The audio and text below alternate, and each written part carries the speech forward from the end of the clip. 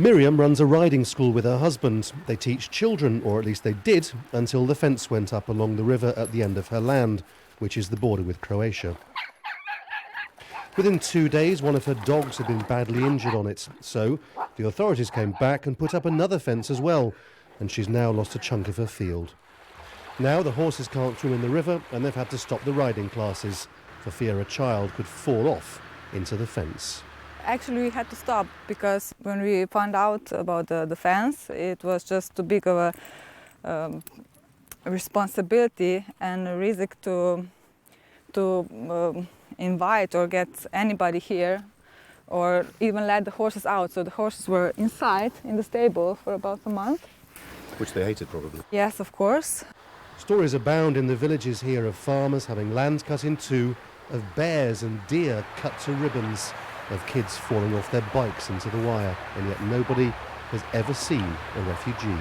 Nobody has come up with any evidence at all of a single refugee trying to get from Croatia into Slovenia either before or since the fence was built anywhere apart from at official border crossings, and so any assertion that this fence might protect Slovenia from a threat doesn't seem to have any basis in fact at all. But what it does do is blight the lives of very many Slovenian citizens who live on the border with Croatia.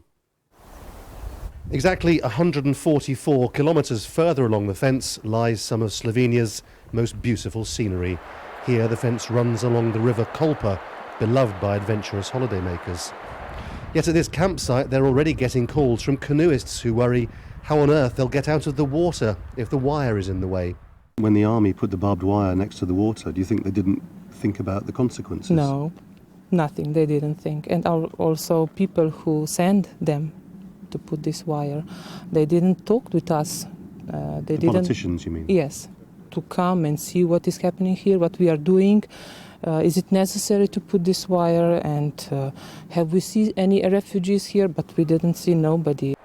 Up the road they've tried to make the fence look less intimidating, but still it cuts through a campsite and along this field where they used to hold a music festival called Schengenfest, a celebration of open borders.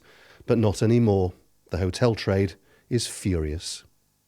A wire, a fence that is dangerous to the people can destroy totally the tourism, and tourism is one of the most important industries here. They've held protests, even sarcastically played volleyball over the wire, but so far the government is unmoved. That's the thing about fences. Once they're up, they don't tend to come down. Lawrence Lee, Al Jazeera, on the Slovenia-Croatia border.